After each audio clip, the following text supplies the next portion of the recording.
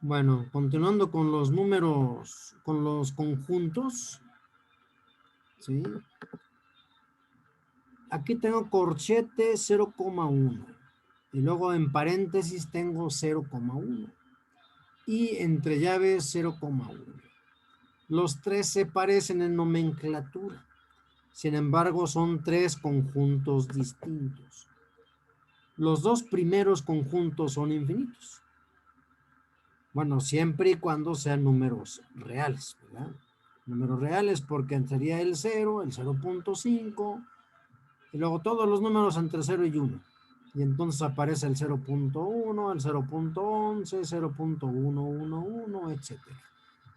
Nada más que en este intervalo sí toca al 0 y sí toca al 1. En este otro, por el hecho de usar paréntesis, no toca el 0 y no toca el 1. ¿Sale? Entonces son todos los números intermedios entre ellos dos. Y el tercero simplemente es la notación de conjunto que me dice que tiene dos elementos, un 0 y 1. Tienen los dos elementos, 0 y 1. Bien, conjuntos, tenemos por ejemplo estas nomenclaturas, ¿qué significan? Vamos a tratarlas de interpretar. Dice n, elemento de los números naturales, tales que la n se encuentra entre 2 y 3. Pero resulta que en los números naturales del 2 sigue el 3. Por lo tanto, aquí ¿quién entra? ¿Qué número cumple esta condición? Que sea mayor al 2 y al mismo tiempo menor al 3, cuando Los irracionales. en los números naturales del 2 sigue el 3. Entonces no lo hay ninguno. ¿Estamos de acuerdo? No hay ninguno que cumpla esto. Aquí me dice que sean números naturales.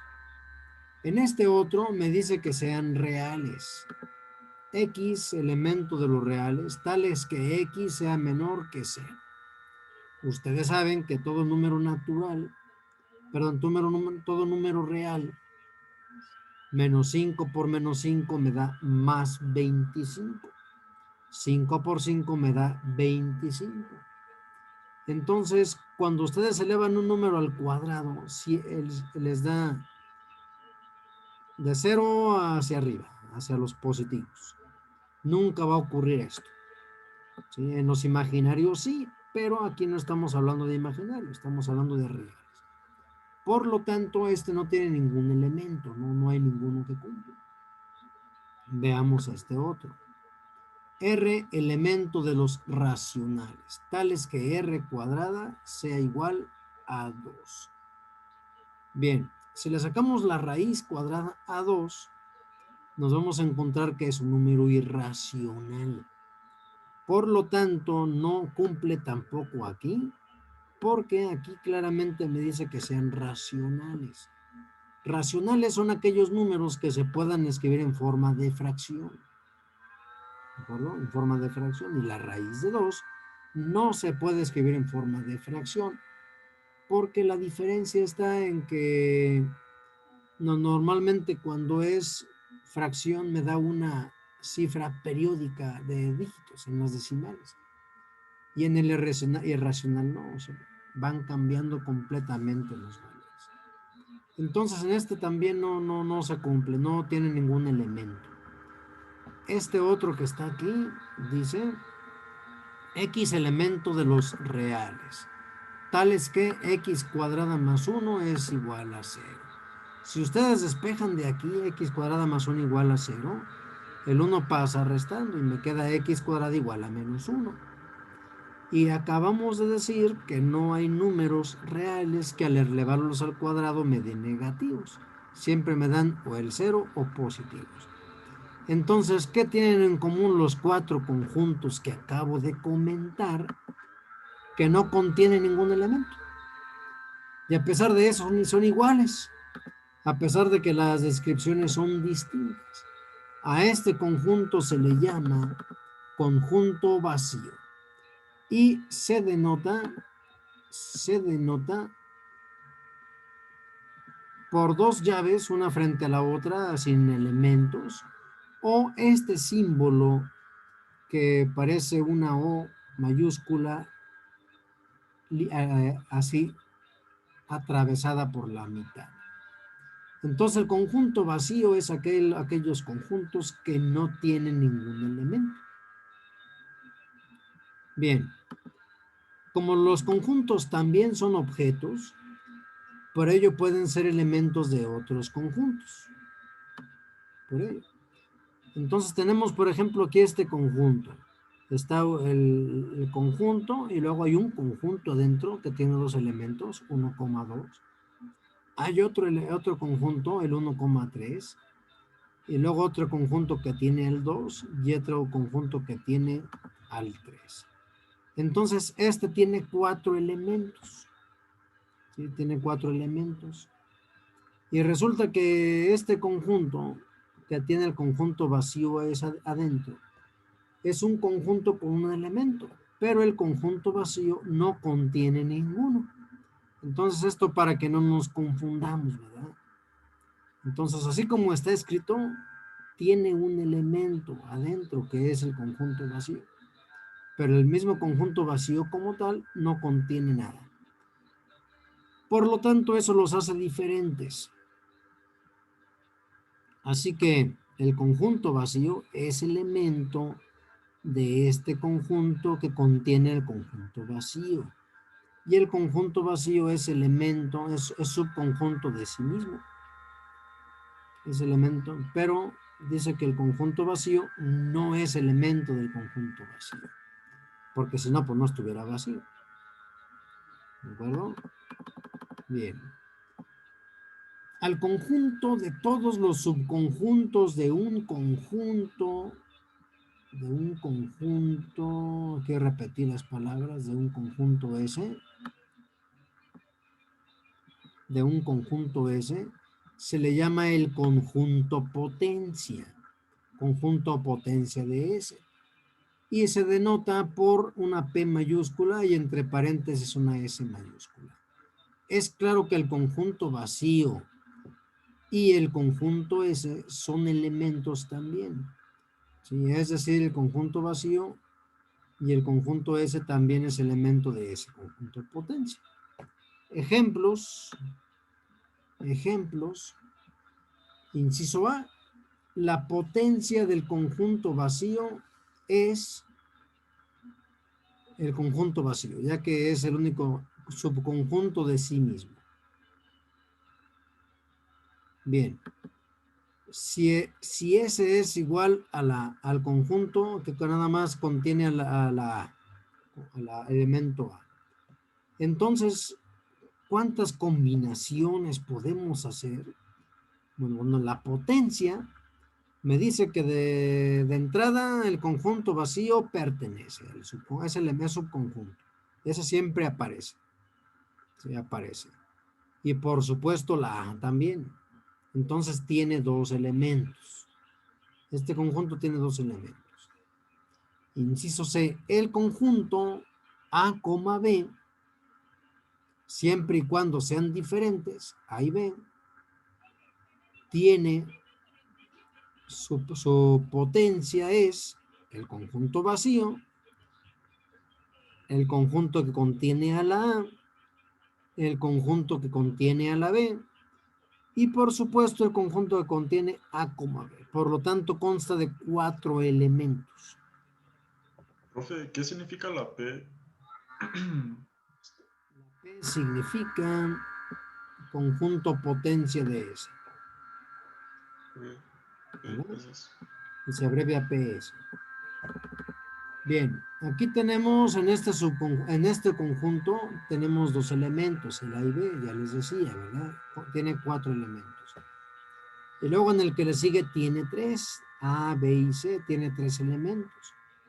Entonces el conjunto potencia de este elemento son el conjunto vacío, el conjunto con la A, el subconjunto con el elemento B, el subconjunto con el elemento C, el subconjunto AB, el subconjunto AC el subconjunto BC y finalmente el subconjunto que contiene A, B y C. Si los contamos son 8.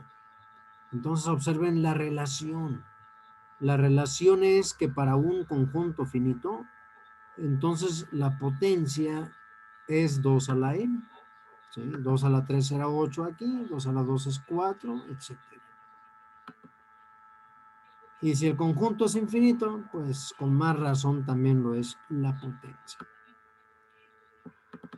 Muy bien, viene un conjunto más, sigma estrella.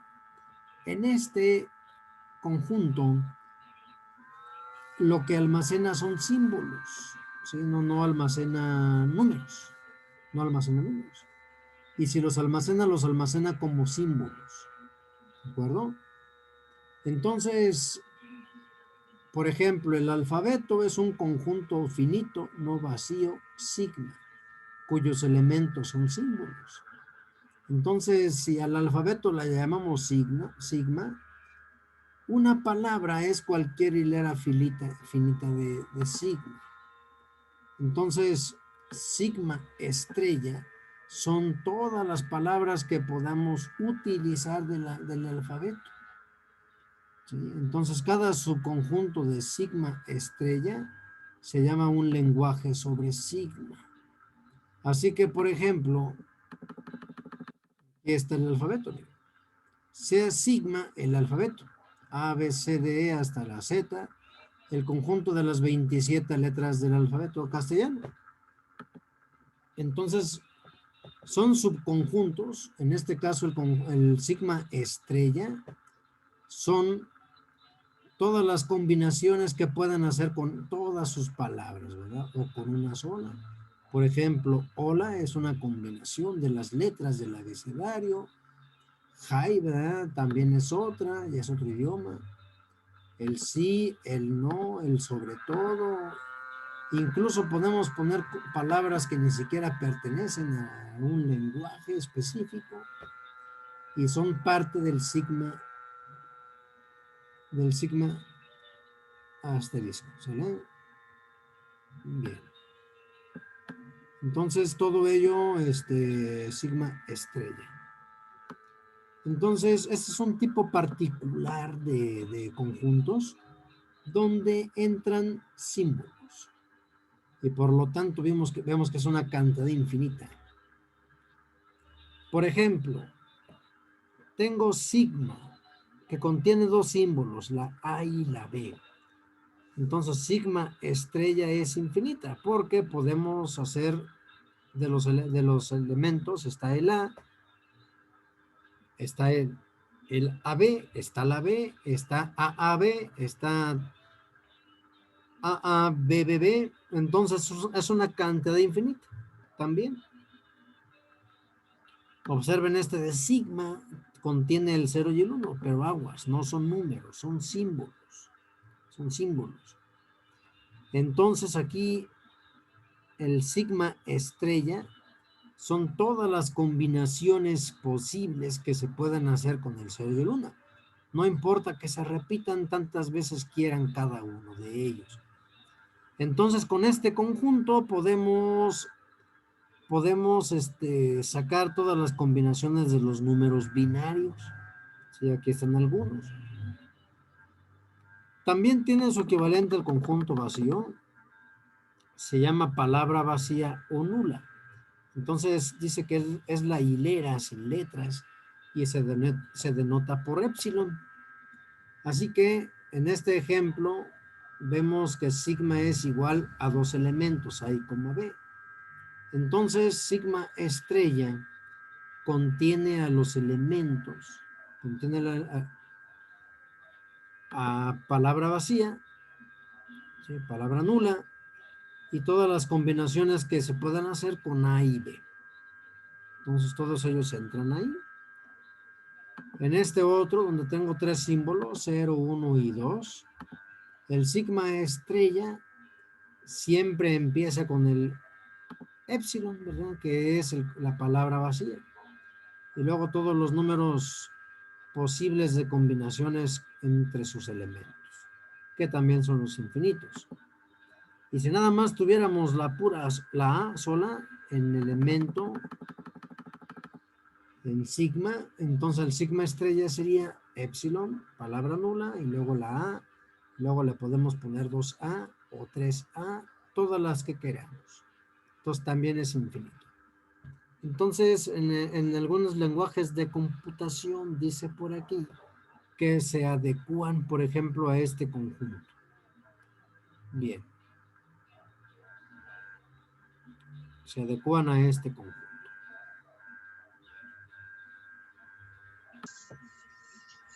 Bueno, vamos a hacer algunos ejercicios de conjuntos. Dice aquí, enumere 5 elementos de cada uno de los siguientes conjuntos. Entonces tenemos por aquí, a ver, vamos a descifrarlo. Vamos a descifrarlo para poder ponerle 5 elementos que los voy a poner entre llaves. ¿Vale? 5 elementos, aunque en realidad tiene más. Entonces se lee n minúscula, donde la n van a ser los elementos que yo voy a poner, elementos de los números naturales. Acuérdense que es el 1, el 2, el 3, el 4, el 5, etcétera, tal que n es divisible entre 5. ¿Me pueden dar 5 números con esas características? ¿No sería como 5, 10, 15, 20? No, o ¿Sí? sí. Que son divisibles entre 5. Ok. Incluso negativos también. Ah, no, negativos no, no es cierto, no es cierto. Deben ser naturales. ¿Y cuántos deben ser, profe? Mira, este 5. conjunto es infinito. Es infinito. Oh, sí, sí, Me infinito. dice arriba que yo ponga 5. Ok. Entonces, aquí le pongo estos 3. Bueno, ya hicimos uno. ¿De acuerdo? Sí. Bien. Y luego dice el inciso B, 2n más 1, tal que n es entero par. Entonces, números entero par. Número entero par. Bueno, dice número entero, no dice que sea natural.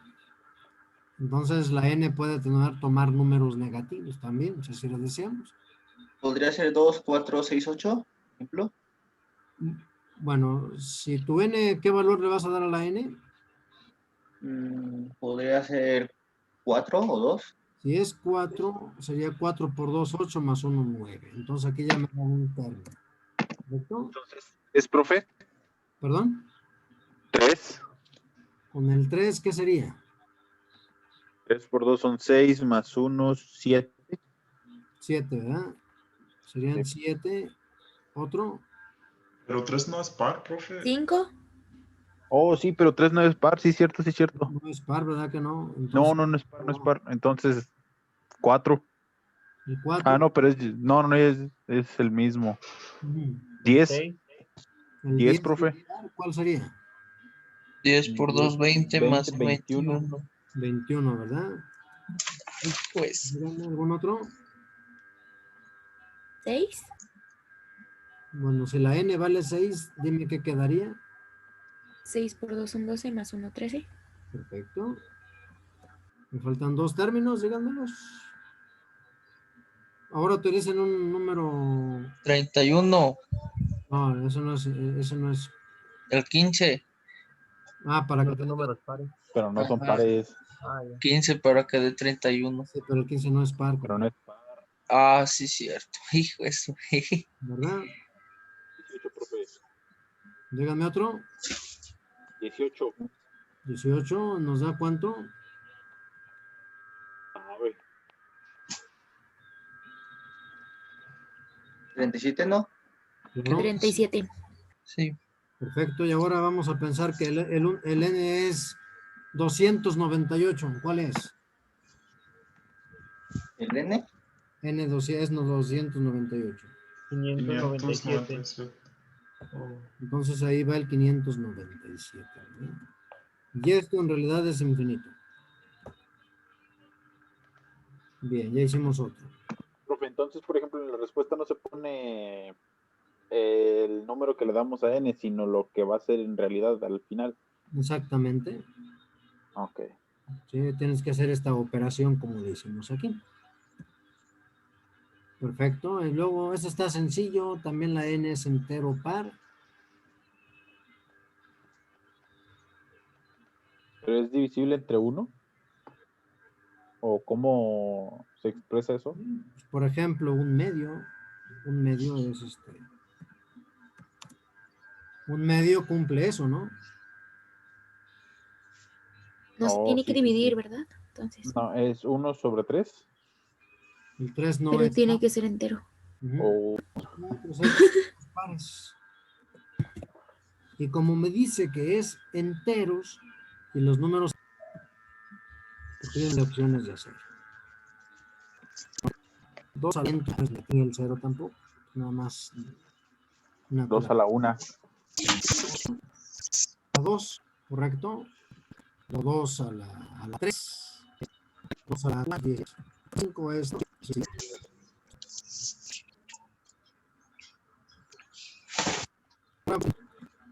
N, elemento de número naturales, tal que n más 1 es primo. Tal que n más 1 es primo. Es decir, el que va a ser primo es el resultado. Sí, n más 1 es primo. Entonces, si la n vale 1, por ejemplo, me da 2. El 2 es el único número primo que es par. Si el 2, si ahora es un 2, me queda 2 más 1, 3, ¿cierto? El 3 también es número primo. Sabemos que los números primos son aquellos que no tienen divisores, ¿correcto? Más que el sí mismo y entre el 1.